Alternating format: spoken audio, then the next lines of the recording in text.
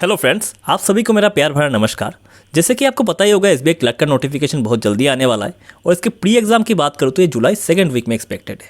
अब यहाँ से हमारे पास ऑलमोस्ट 3 महीने का एक टाइम निकल के आता है, लेकिन बात ये आती है कि इन 3 महीनों का हम मैक्सिमम यूटिलाइजेशन कैसे करें, कैसे हम पढ़ाई करें, क्या हमारी स्ट्रेटेजी रहे कि हमारा प्री तो डेफिनेटली निकल जाए। अगर मैं आपकी जगह होता, अगर मैं आज तैयारी कर रहा होता तो क्या मेरी स्ट्रेटेजी रहती, ये सारी बातें मैं इस वीडियो पर आपको बताने की कोशिश करूँगा।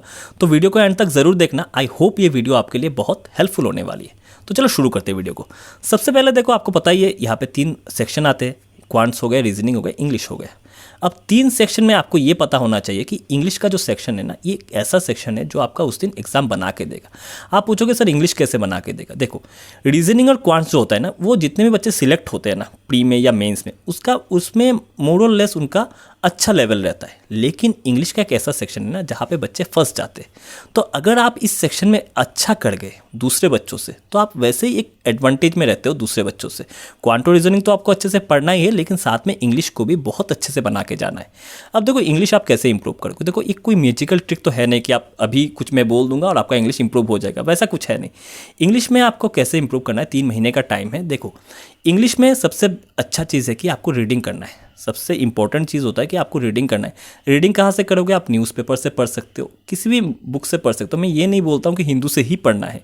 मैं खुद लैंग्वेज मीडियम का स्टूडेंट था, मैं इंग्लिश मीडियम का भी नहीं था। मैं न्यूज़पेपर ही पढ़ता था, जो अच्छा लगता था पढ़ लेता था। अब साथ में आपको इंग्लिश से पढ़ना नहीं है। अगर आप एक दिन का एक पैराग्राफ भी पढ़ते हो ना, तो साथ में वहाँ पर आपको 2 या 3 नए वर्ड मिल जाएंगे। नए वर्ड का आपको क्या करना है, एक कोई भी कॉपी में या कहीं पर भी लिख लो, उसका मीनिंग साथ में लिख लो। अच्छा होगा आप एक कॉपी बना लो, उसमें लिख लिया आपने उसका मीनिंग, साथ में सिर्फ मीनिंग मत लिखो, क्योंकि अगर आप सिर्फ मीनिंग लिख कर छोड़ दोगे ना, कुछ दिनों में हो सकता है कि वो आपके मेमोरी से चला गया। मीनिंग लिखो, साथ में एक या 2 एग्जाम्पल सेंटेंस लिख लो। अब इससे क्या होगा कि आपने एक एप्लीकेशन भी लिख लिया, उसका मीनिंग भी सीख लिया और साथ में उसका एप्लीकेशन भी आपने देख लिया। तो ऐसे करते करते क्या होता है कि आपका इंग्लिश दिन ब दिन बेटर होता जाता है, ये आपको पता नहीं चलेगा। साथ में आपको क्या करना है, हर रोज़ आप एक इंग्लिश का मॉक टेस्ट लगा दो। अभी से एग्ज़ाम तक, सेक्शनल हो या फुल लेंथ हो, आप रोज़ इंग्लिश का मॉक टेस्ट आपको लगाना है। ये हो गया पहली बात, इंग्लिश की बात हो गई। अब अगर नेक्स्ट हम बात करें क्वांट्स के, क्वांट्स में देखो, आप बाकी अगर टॉपिक सारे आपके पढ़े हुए हैं, अगर आपका बेसिक क्लियर किया हुआ है अभी, तो आपको अभी क्या करना है, डेली का आपको सिर्फ डीआई करना है। डीआई आपको प्रैक्टिस करना है। डीआई मैं बोलूँगा, अगर 5 डीआई आप प्रैक्टिस करो तो 5 में से 3 डीआई ऐसे करो कि जो प्री लेवल में आते।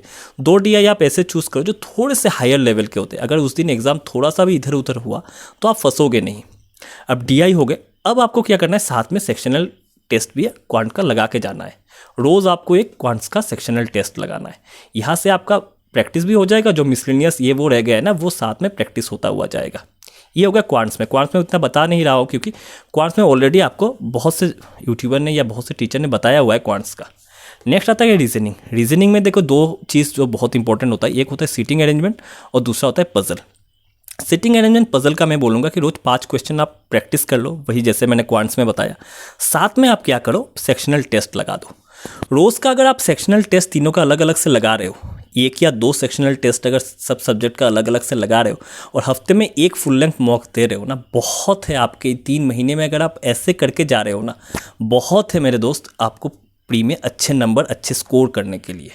ये नहीं है कि इतना घंटे पढ़ो, 10 घंटे पढ़ो, 12 घंटे पढ़ो, 15 घंटे पढ़ो, वैसा बात नहीं होता है।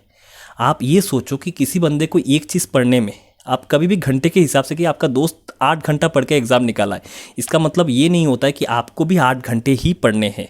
आप समझ रहे हो मेरी बात? आपका दोस्त का हो सकता है कि दिमाग का लेवल थोड़ा उसको ये चीज़ 3 घंटे में समझ में आया होगा। ये भी हो सकता है कि आपको 1 घंटे में समझ में आ जाए, ये भी तो हो सकता है ना। तो आपको घंटे के हिसाब से नहीं, आपको पढ़ना है किसके हिसाब से, आपको पढ़ना है टारगेट के हिसाब से। टारगेट आपका सेट होना चाहिए कि मुझे रोज़ ये पढ़ना है, ये पढ़ना है, ये पढ़ना है, इतने मॉक्स देने हैं मुझे, बस ख़त्म। इतना हो गया, रात के शाम के 6 बजे मेरा ख़त्म हो गया, ख़त्म, आज नहीं पढ़ना है। पढ़ाई कर रहे हो भाई, जेल में नहीं हो। आपको एंजॉय करना है। आप जो भी काम कर रहे हो ना, आपको एंजॉय करना है, और एंजॉयमेंट के साथ अगर आप पढ़ाई करोगे ना, तो डेफिनेटली आपको रिजल्ट मिलेगा। खैर, इतना ही था मुझे आपको प्री के लिए बताना। कोई भी सुझाव या कोई भी आपको पूछना है, मेरे को कमेंट बॉक्स में आप ज़रूर पूछना। मॉक्स की बात करूँ तो मैं आपको स्मार्ट कीड़ा का मॉक आप खरीद सकते हो, उसका लिंक मैं डिस्क्रिप्शन में दे दूंगा। कोड है CT10, वो यूज़ करोगे तो आपको 10% डिस्काउंट मिल जाएगा। मेरा टेलीग्राम चैनल अगर आपने ज्वाइन नहीं किया है तो वो ज्वाइन कर लेना, वो भी लिंक डिस्क्रिप्शन में मैं डाल दूंगा। तो अभी के लिए इतना ही। Tata, bye bye, all the best.